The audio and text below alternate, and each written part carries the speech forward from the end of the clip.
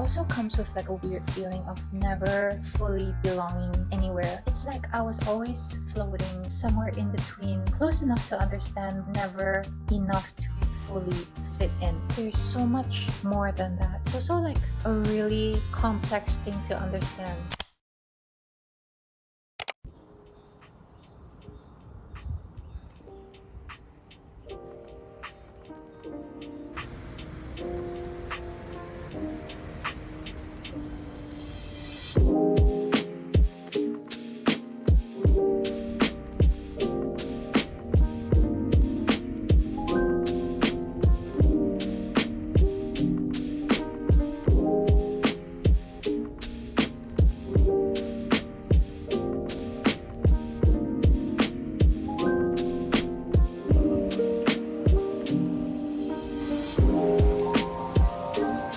Hey guys, I'm traveling back to my hometown in Kuching for a 4 days trip just to visit my parents. I already had like some of my stuff there, so I didn't need to pack that many things. So I tried to pack light, but somehow I still managed to get it a bit overweight. I just had to throw everything that I had in my luggage into my backpack. It's kind of a mess in there and I don't even want to look inside. But good news is we made it through. My flight is boarding at 11:40. Right now it's 11:25, so yeah, I'm gonna head to my gate soon.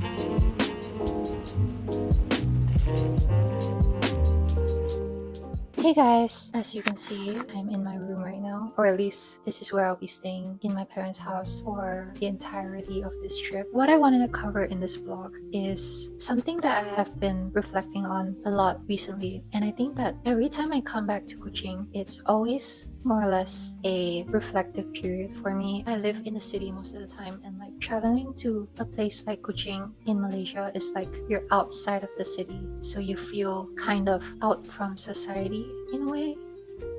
I don't know, there's just more nature here, which is peaceful, and I guess that encourages reflection.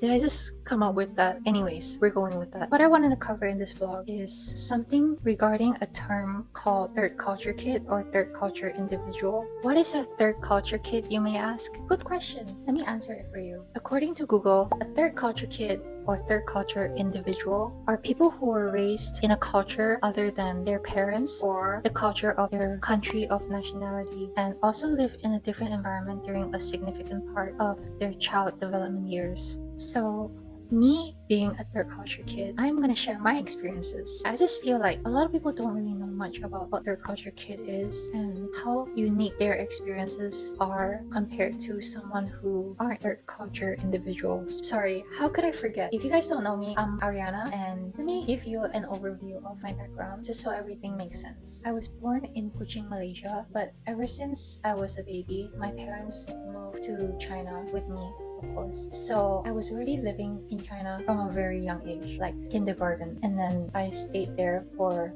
the majority of my childhood until I graduated high school. Then I came back to Malaysia. I will only visit Malaysia occasionally, but I think that's not enough time for me to fully experience what it's really like living here until I graduated from my school in China, and then I moved back here. Then that's when I started to understand the differences. And like when I was living in China, my entire childhood, I went to a private international school. Everyone would speak English and the classes would be in English. We would only learn Chinese in one class. Everything else was in English. Naturally, English is my primary language. Yeah, I learned Chinese as well as my second language. So I wouldn't say I'm the best at Chinese, but I do know how to get around and like converse and have normal conversations in Chinese. But at the same time, being a Malaysian, I never had any classes growing up where I would learn Malay. So that's why I feel like every time I come back here and people would expect that I know how to speak Malay, and then like it gets into this thing where I have to explain my background, and then like yeah, it's just a whole lot of things and complications.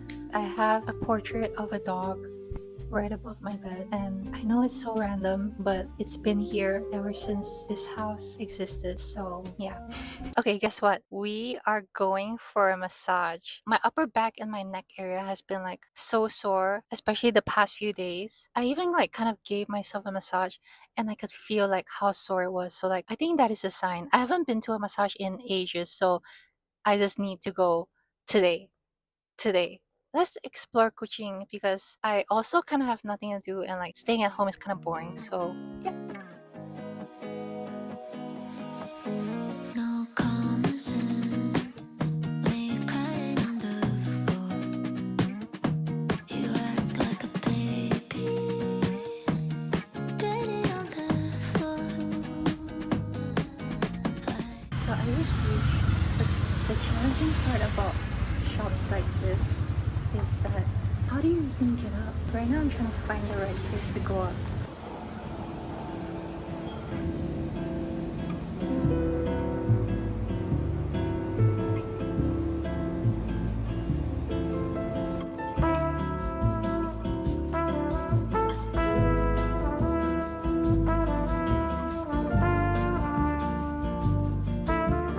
Okay, I'm back. So the massage overall was actually pretty good. Like I paid 70 ringgit for a body massage for 1.5 hours. And then before we started, the masseuse told me that she was gonna do it similar to a Thai massage. And they charged a Thai massage for 105 ringgit, which is quite the difference. And I love Thai massage. I get Thai massage all the time. So before the massage started, I was like telling her to focus more on my shoulders and my neck because that was the most sore areas. She was really nice and like it was good vibes because you know, like you have to change, right? Suddenly she was like, "You can change now. I stay here. No need shy me, right? Do I look okay?" And then I was like, wait, she got the message and she was like, "Okay, I'll leave." So yeah, that was funny. But she was nice though. Like the entire massage, she was like, "Is the pressure okay? How do you feel?" Stuff like that. So like I felt she was like considering my experience, which was quite good. As I mentioned, she did focus on my back and my neck, but for some reason it's still sore. And I kinda have a migraine, but this migraine was like before the massage. So yeah, I kind of have a migraine still. I think at this point I just need sleep. So yeah, we'll see. We'll see tomorrow. Honestly, I think that it was a good experience. Like I would go there again. I think the price is pretty reasonable. Growing up as a third culture kid is such a unique experience. And obviously everything has its pros and its cons. I get how a lot of people would see it as a privilege, but at the same time, I think that not many people would know about the effects that it could take on the individual and also relating to their identity. So, on one hand, it's a privilege. I got to experience different cultures, meet all kinds of diverse people from different countries, and I got to see the world from a perspective that not everyone gets to experience. But at the same time, it also comes with like a weird feeling of never fully belonging anywhere. Don't get me wrong, like I am fully grateful for the privilege of being able to grow up in a different country. Growing up as a third culture kid, it also comes with the feeling of being left out. And even in places that are supposed to feel like home,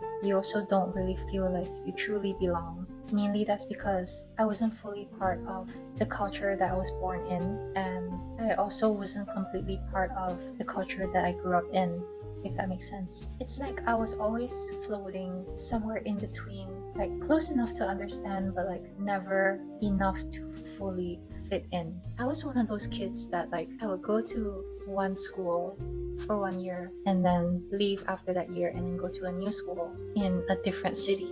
And obviously, as a kid, school is essentially your world. You're at school almost every single day. You see the same people every single day. That's why that's all you know. You don't participate in the real world until you graduate from school. So leaving after 1 year of being at that school is already really hard because you're making all these friends. And after 1 year, I would go to a new school and I have to redo everything again. And being as young as I was at that time, I feel like you can't really expect to keep in touch with every single one the moment you leave the city or like the school.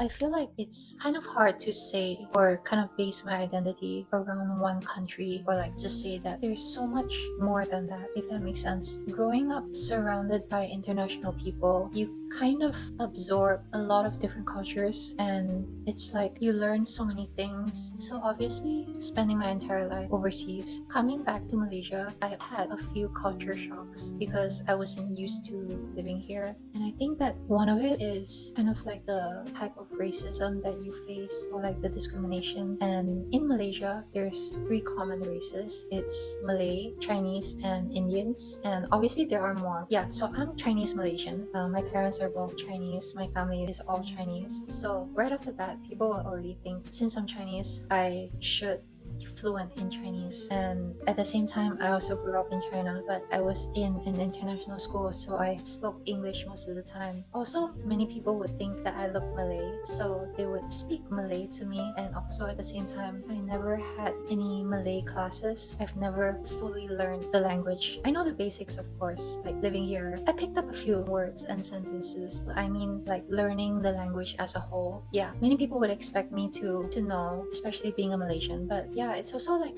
a really complex thing to understand. And if I'm having like a casual interaction with like a stranger or a service worker or anyone in public, I don't want to like drop my entire background story to everyone that I meet just because they're having a confusion about where I'm from. If that makes sense. Yeah, that does make sense.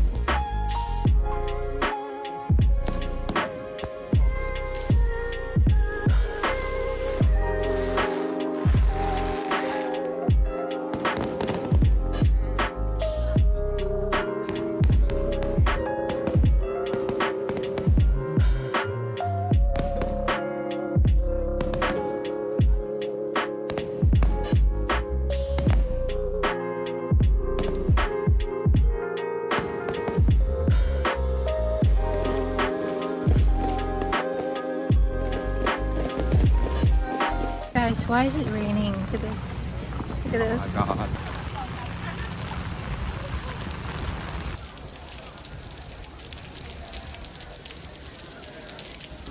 We wanted to come here for the view, but the rain didn't allow us. So basically we just came and got stuck in the rain.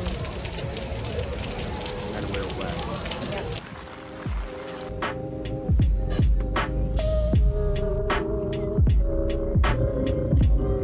so much for reaching to the end of this video. I have been going through a lot of changes recently in my life, so it's been kind of hard. I feel like I definitely would need some time to process everything, and yeah, a lot of changes. So it's just crazy how things in your life can just change in a matter of like a day, you know. So I think that it kind of shows how it's better to be more grateful with the things you have, because you're never really sure how long you will have it for, because everything in your life is temporary. Anyways, yeah, I hope you guys enjoyed this video, and I'll see you in the next one. Bye!